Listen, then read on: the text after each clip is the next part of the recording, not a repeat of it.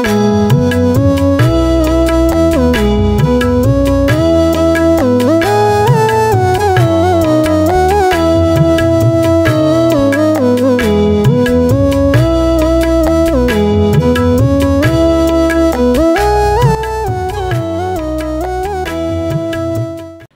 brothers and sisters in the Lord, ప్రభునందు ప్రియమైన సహోదరి సహోదరులారా, today's verse for our meditation is taken from the book of Habakkuk, chapter 2, verse 14. ఈ రోజు మన ధ్యానం కొరకు హబక్కూకు గ్రంథము 2వ అధ్యాయము 14వ వచనం నుండి తీసుకొనబడింది. For the earth shall be filled with the knowledge of the glory of the Lord as the waters cover the sea. ఎలాగనగా సముద్రము జలములతో నిండి ఉన్నట్టు భూమి యెహోవా మహాత్మ్యమును గూర్చిన జ్ఞానముతో నిండి ఉండును. Habakkuk chapter 2 verse 14 is a promise.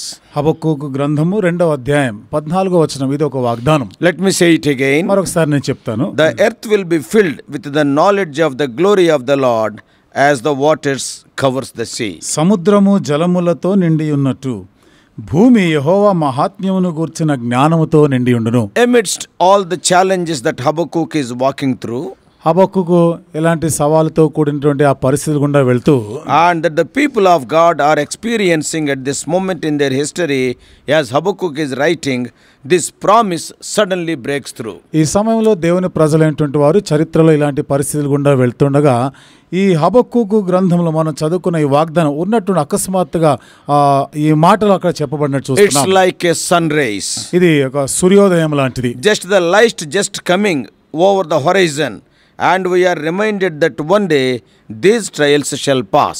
ఏ రీతిగా అయితే ఆ వెలుతురు వస్తూ ఉంటుందో ఒక దినాన్న మనకున్న ఈ కష్టాలు ఇవన్నీ కూడా తొలగిపోతాయి. That one day these difficulties will be no more for the people of God. ఒక దినాన్న ఈ కష్టాలు ఇబ్బందులు దేవుని ప్రజలైనటువంటి వారికి ఇక ఏమాత్రం ఉండవు. For all those who trust in God. దేవుని యందు నమ్మిక ఉంచిన వారందరికీ. As Christians we have confidence that a day is coming when the knowledge of the glory of the Lord will cover the earth as the waters covers the sea. క్రైస్తవంగా మనకున్నటువంటి ధైర్యం ఏమిటిదంటే ఇక్కడ ఏ విధంగా సముద్రము జలములతో నిండి ఉంది, భూమి యెహోవా మహాత్మ్యమును గూర్చిన జ్ఞానముతో నిండి ఉందనే నిరీక్షణ ఉంటుంది. That day is going to come. ఆ దినము రాబోతా ఉంది. There is coming a day when his glory will fill the whole earth. ఆయన మహిమ భూలోకం అంతటి కూడా నింపబడేటువంటి దినం రాబోతుంది. And the knowledge of his glory, enjoyment of his glory, like waters cover the sea. ఆయన మహిమ యొక్క జ్ఞానము దాన్ని మనం అనుభవించడం అనేది సముద్రము జలములతో నిండి ఉన్నట్టుగా ఉంటుంది.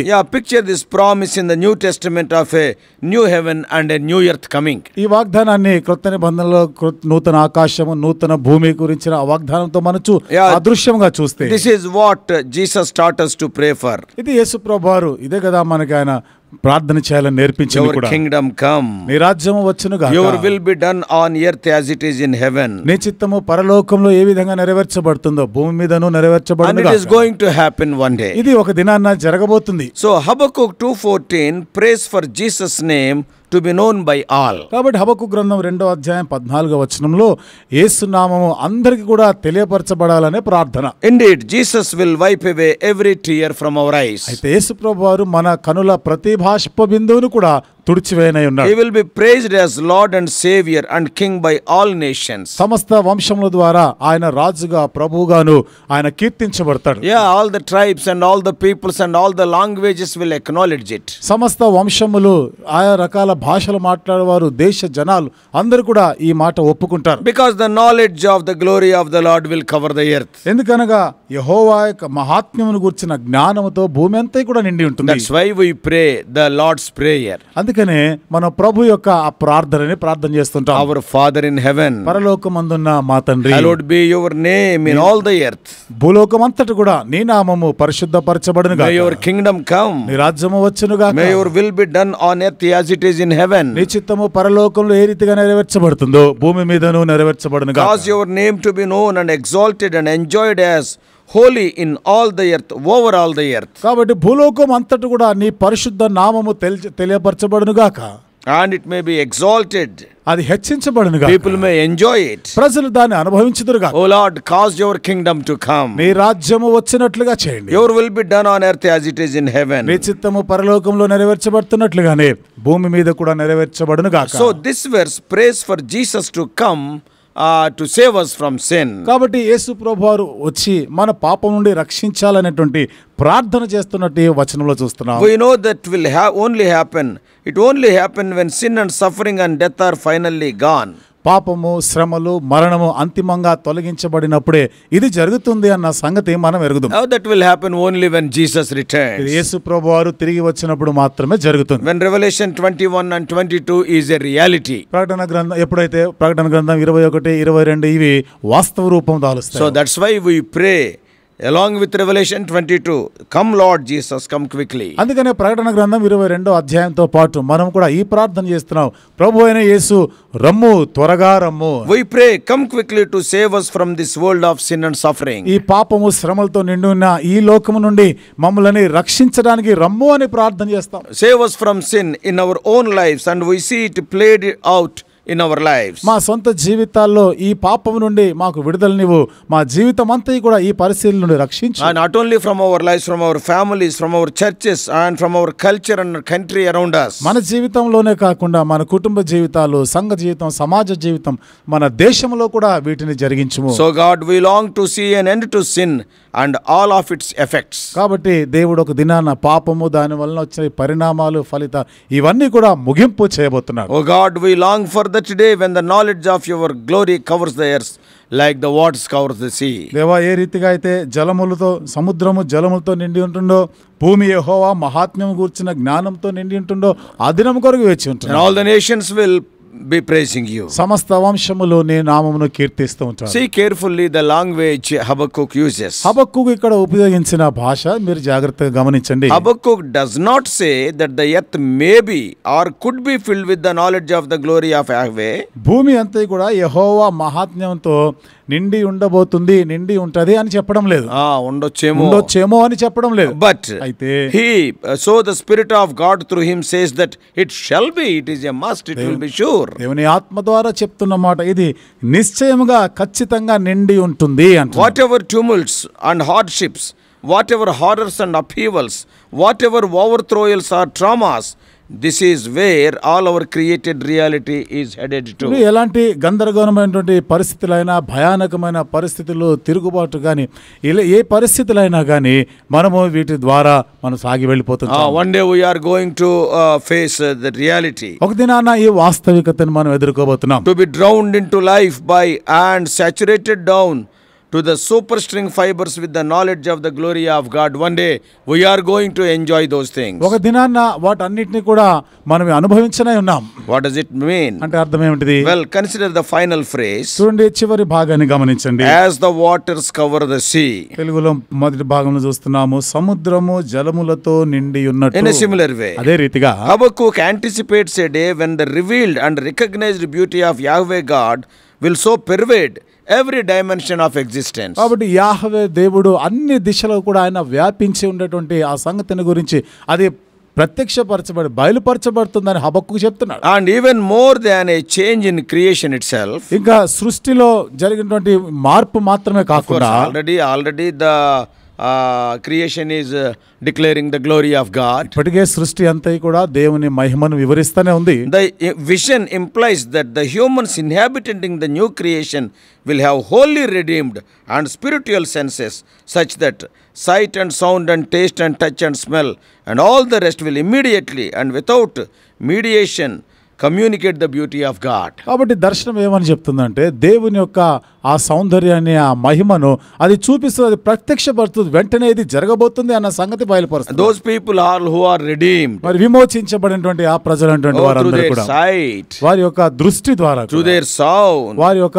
స్వరము ద్వారా, to their touch, వారి యొక్క తాకుట ద్వారా, touch and taste, వారు తాకి రుచించటం వలన, and also smell, అంతేకాకుండా వాసన చూసటం వలన, in other words, మరొక మాటలో చెప్పాలంటే all the senses they will be speaking of the beauty of God. But ఇవన్నీ కూడా దేవుని యొక్క ఆ సౌందర్యాన్ని గురించి మాట్లాడేవి. All the glory and beauty and excellence of God that will saturate all of the creation is nothing other than the name of the God, as it is known in the crucified and risen Christ. దేవుని యొక్క మహిమ, దేవుని యొక్క గొప్పతనము, ఆ మహాత్మ్యం ఇదంతా కూడా వివరించబడతాం, తెలియపరచబడతాం. ఏ రీతిగా సిలువ వేయబడి యేసుప్రభు పునరుత్థానుడైనాడు. That is what we read in 2 Corinthians 4:6. ఆ మాట కొరింథీయులకు రాసిన 2వ పత్రిక 4వ అధ్యాయం 6వ వచనంలో మనం చదవచ్చు. So take heart, my dear Christian, the day is coming when the harmonized symphony of all creation will sing a new song to every sense of our risen bodies. కాబట్టి ప్రియ క్రైస్తవుడా, ధైర్యం తెచ్చుకో. ఒక దినం రాబోతా ఉంది, సమస్తం కూడా సమాధానం కలిగి ఐక్యతతో కూడా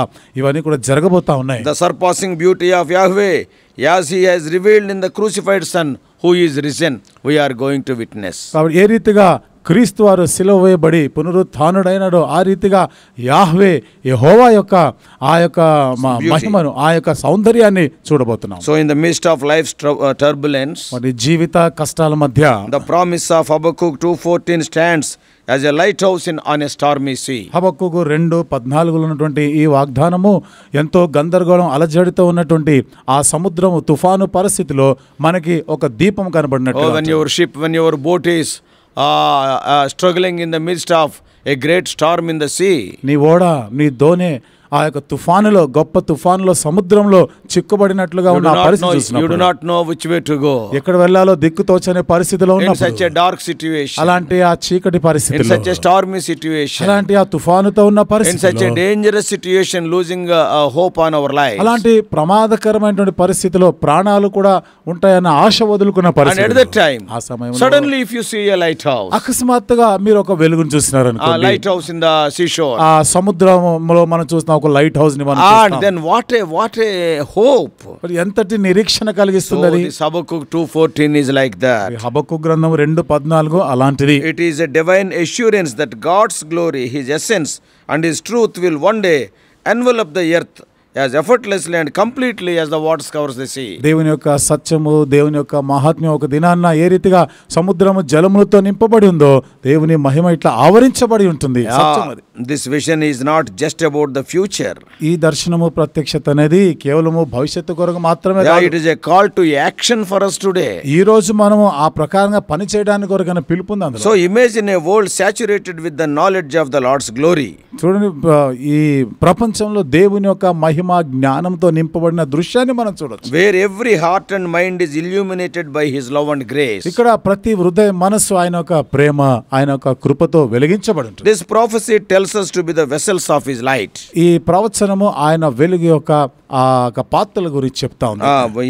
They wants us to be the vessels of light. మనము ఆ యొక్క వెలుగు యొక్క పాత్రలై ఉండాలి అని actively participating in spreading his glory through acts of love, kindness and justice. ప్రేమ, దయ, నీతి ద్వారా ఆయన మహిమను మనము బయలుపరచబడే వారంగా ఉండాలి అని పిలుపునిస్తాడు. So as we reflect on this promise, ఈ వాగ్దానం వైపుగా మనం చూస్తుండగా let us consider our role in this divine narrative. ఈ దైవికమైనటువంటి వివరణలో మన పాత్రను మనం ఒకసారి తలచుకుంటాం. We are invited not just to witness but to contribute to the spreading of God's glory. మనం కేవలం సాక్షులంగా ఉండడానికి కొరకు మాత్రమే కాకుండా ఆయన మహిమని ప్రచురించే దానిలో భాగమై ఉండాలని కోరుతున్నాం. Not only enjoying by seeing the glory of God, దేవుని మహిమని చూసి కేవలం ఆనందిస్తుండడం మాత్రమే but కాదు, receiving that glory we have to radiate it to others. ఆ మహిమను మనం పొందిన వారమై ఇతరులకు కూడా దానిని ప్రసరింపచేయాలి. So we have to contribute to the spreading of God's glory. కాబట్టి దేవుని యొక్క మహిమను ప్రసరింపజేసే దానిలో మనమును భాగమై How ఉండాలి. it is possible? ఇది ఎట్లా సాధ్యమవుతుంది? Each act of compassion, కాబట్టి మనము ఆ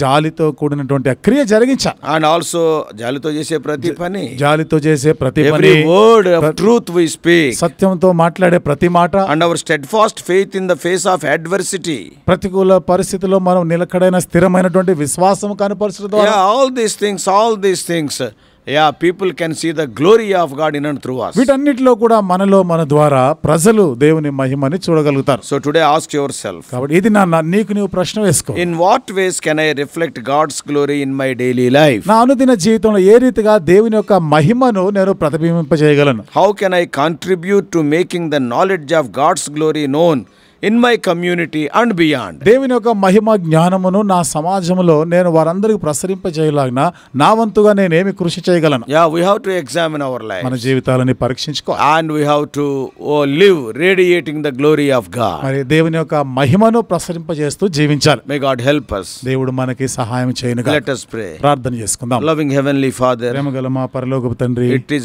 needless to say, everybody knows that we are living in a turbulent world. ప్రభువా, మేము ఎంతో గందరగోళమైన పరిస్థితిలోనే జీవిస్తున్నామని ఇంకా చెప్పవలసిన అవసరం లేదు. Everywhere restlessness, peacelessness, crime rate is increasing. ఎటు చూటినా నెమ్మది లేదు, సమాధానం లేదు, నేరాలు ప్రభువా పెరిగిపోతున్న The ప్రపంచం. planet Earth, it is becoming more difficult to live here. ఈ భూగ్రహం పైన జీవించడం, బ్రతకడమే కష్టమైపోతుంది. Injustice, all these things are the order of the day. ప్రభువా, మరి అన్యాయము, అక్రమం ఇవన్నీ కూడా నేటి దినాన సంభవిస్తున్నవి. In the midst of all these things, Habakkuk 2:14 is a wonderful ray of hope. వీటన్నిటి మధ్య హబక్కూకు 2:14 ప్రభువా ఒక ఆశా కిరణం లాగా ఉంటుంది. Oh, you are prophesying. దేవా, నువ్వు ప్రవచిస్తావు. For the earth shall be filled with the knowledge of the glory of the Lord, not in a simple measure as the waters covers the sea. భూమి దేవుని యొక్క మహిమ మహాత్మ్యం జ్ఞానంతో నింపబడి ఉంటుంది. ఏదో సాధారణ రీతిలో కాకుండా సముద్రము జలములతో నింపబడి ఉన్నట్లుగా ఉంటుంది. Being heavenly people, give us grace so that we may radiate that glory